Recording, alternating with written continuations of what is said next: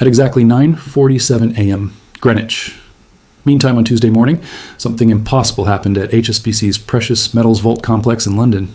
The security alarm wasn't triggered by break-in. It wasn't armed criminals or sophisticated thieves. It was something far worse for the global financial system. HSBC discovered that 67 million ounces of allocated silver belonging to pension funds, sovereign wealth funds, and private investors around the world simply wasn't there.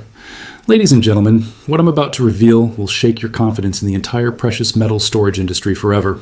While investors trusted their silver was sitting safely in London vaults, while ETF providers promised full backing of physical metal, while banks collected storage fees for decades of secure custody, the largest silver vault heist in history was happening in broad daylight. Not through tunnels or explosions, but through paperwork, through financial engineering so sophisticated that victims didn't even know they'd been robbed. Marcus Wellington had been head of vault security at HSBC's Canary Wharf facility for 12 years. He'd never seen an audit that required police presence. He'd never witnessed forensic accountants working alongside bank regulators. "Sir, we have a problem," his deputy informed him at 10:23 a.m. "Vault room 23C is showing inventory discrepancies." "What kind of discrepancies?" "The kind where we have certificates for 4.2 million ounces of allocated silver, but the vault contains 0 ounces of actual metal. When you purchase allocated silver storage, you're buying specific silver bars with serial numbers that belong to you and only you. Those bars sit in a vault with your name on them. The storage facility cannot lend them, lease them, or use them as collateral. They exist solely for your benefit, and you can demand to see them, audit them, or take delivery at any time." HSBC's precious metals vault complex was the crown jewel of allocated storage. Built in 1982, the facility contained 47 individual vault rooms spanning 3 underground levels. The vaults were marketed as the most secure precious metals storage in the world, with biometric access controls, 24-hour armed security, and insurance coverage from Lloyd's of London. HSBC was the primary storage facility for 3 major silver ETFs, claiming to hold a combined 312 million ounces of silver on behalf of investors worldwide. When vault auditors opened Vault Room 23C, they discovered something that would trigger the largest precious metals investigation in British financial history. The vault was empty, not partially empty, completely empty. 4,200 silver bars, each weighing approximately 1,000 ounces, representing 4.2 million ounces of allocated client silver, were missing. But Vault Room 23C was just the beginning. Vault Room 15A was missing 3.8 million ounces. Vault Room 31B showed 2.9 million ounces unaccounted for. Vault Room 07D had been completely emptied of its 6.1 million ounce inventory.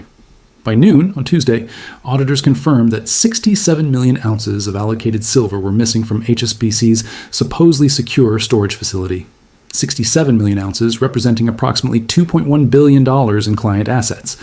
But at the peak of the fraud, HSBC had issued certificates for silver worth over $67 billion, while holding only a fraction of the physical metal.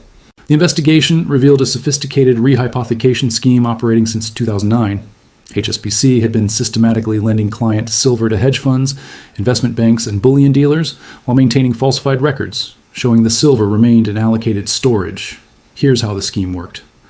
Client A would deposit 100,000 ounces for allocated storage, paying $18,000 annually in storage fees. HSBC would immediately lend it to Client B, a hedge fund, generating $76,800 in annual revenue. Client B would often sell the silver or lend it to Client C for industrial purposes, permanently consuming the metal. HSBC collected $18,000 annually from Client A for storing silver that no longer existed anywhere in the world. They collected $76,800 annually from Client B for lending silver that belonged to Client A. One set of silver bars generated multiple income streams, while the actual metal was melted down in Chinese factories. When Client A requested vault inspections, HSBC executed what they internally called Operation Shell Game. The bank would borrow silver from dealers at premium rates, sometimes paying 15% to 20% annual interest for loans lasting only 48 to 72 hours. This borrowed silver would be rushed to the vault and arranged in exact configurations shown in client certificates. Serial numbers would be temporarily altered using sophisticated engraving techniques. As soon as auditors completed inspection, the borrowed metal would be removed and returned. The victims extend far beyond individual investors. The California Public Employees Retirement System, CalPERS, had $247 million worth of silver in HSBC storage, representing retirement security for 1.8 million California public employees. The New York State Teachers Retirement System had 156 million. The Texas Teacher Retirement System had 89 million. Combined pension fund exposure exceeds 2.1 billion. Sovereign wealth funds are questioning their precious metals holdings. The Norwegian government pension fund Global has initiated emergency audits worldwide.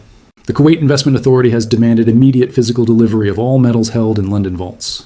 The Abu Dhabi Investment Authority has threatened legal action against any storage facility that cannot provide immediate verification. The Financial Conduct Authority conducted quarterly audits of HSBC's vault facility for 15 years without detecting systematic fraud involving billions in missing client assets. The FCA relied entirely on bank-provided documentation and guided vault tours that HSBC orchestrated to hide the fraud. If the FCA couldn't detect $67 billion in missing silver despite 15 years of compliance reviews, what other frauds remain undiscovered? Industry sources suggest that HSBC's vault represented only 23% of total allocated precious metal storage capacity in London. If similar fractional reserve practices exist at other major facilities, the total scale of missing precious metals could exceed 200 billion. Silver prices have increased 47% since news of HSBC's fraud became public, as investors demand physical delivery rather than storage certificates. Swiss refineries report order backlogs extending 6 to 8 months as investors demand freshly minted bars with verifiable provenance. The premium for newly refined silver has increased from 0.50 per ounce to 4.20 per ounce, as investors pay extraordinary premiums for guaranteed authenticity. Taking physical delivery isn't simple for institutional investors. Moving 10 million ounces from London to Singapore costs approximately $2.3 million in transportation and insurance. If allocated storage clients demanded physical delivery simultaneously, the fractional reserve system would collapse instantly, forcing cash settlements at prices that may not reflect true silver values. If HSBC and other storage facilities are forced to purchase silver to cover missing allocations, their buying pressure could push prices above $50 per ounce within weeks. The silver ETF industry faces potential collapse. The iShares Silver Trust claims to hold 500 million ounces of allocated silver in London vaults. If these vaults operate fractional reserve systems, SLV could face massive redemption demands it cannot satisfy through physical delivery. Internal HSBC documents show that bank executives were fully aware they were operating a fractional reserve precious metal system while promising clients full allocation. One damning email from 2019 showed an executive calculating that the bank could safely operate with as little as 25% physical backing. As long as delivery demands remain below 15% of outstanding certificates, we can manage allocation gaps, the executive wrote. While current gap ratio of 73% provides substantial revenue optimization. HSBC was deliberately operating with only 27% physical backing because they calculated that client delivery demands would never exceed their ability to source replacement silver. The scheme began unraveling in October 2024 when geopolitical tensions prompted sovereign wealth funds to reassess storage strategies. CalPERS announced plans to take physical delivery of 8.2 million ounces. Norway requested 12.1 million ounces. Kuwait demanded 15.7 million ounces. HSBC faced delivery demands for 36 million ounces, while holding perhaps 5 million ounces in actual inventory. They desperately tried to source silver from spot markets, but 36 million ounces represents 4.2% of total annual global production. HSBC's attempts pushed London prices from $24.50 to $31.20 per ounce over 6 weeks. The Tuesday audit included investigators from the Serious Fraud Office who had been quietly building a case based on tips from former employees. The shock on HSBC employees' faces when Vault Room 23C opened to reveal empty shelves told investigators everything they needed to know. Investigation revealed that 67 million ounces of client silver had been lent to 247 different counterparties over 15 years. Much of the silver had been consumed in irreversible industrial processes. Silver used in electronics manufacturing or solar panel production cannot be recovered. HSBC had collected storage fees for silver that no longer existed. At the scheme's peak, HSBC had issued 312 million ounces of certificates, while holding only 89 million ounces of actual silver. If HSBC's fractional reserve ratio of 27% represents industry standard practice, then $1.7 trillion worth of precious metals that investors believe they own may not actually exist in vault storage. This would represent the largest financial fraud in human history, dwarfing Bernie Madoff's scheme by a factor of 30. HSBC has offered to purchase silver at current market prices, plus 15% premium to compensate clients for missing allocations. But many clients, particularly sovereign wealth funds and pension funds, specifically chose silver storage to avoid currency risk and inflation exposure. Forcing cash settlement defeats the entire purpose of precious metals investment. The London silver vault heist succeeded because investors trusted institutions that prioritize profits over fiduciary duty. The real crime isn't the missing silver, it's the destruction of trust that made precious metals storage a viable industry. That trust, once broken, cannot be easily repaired.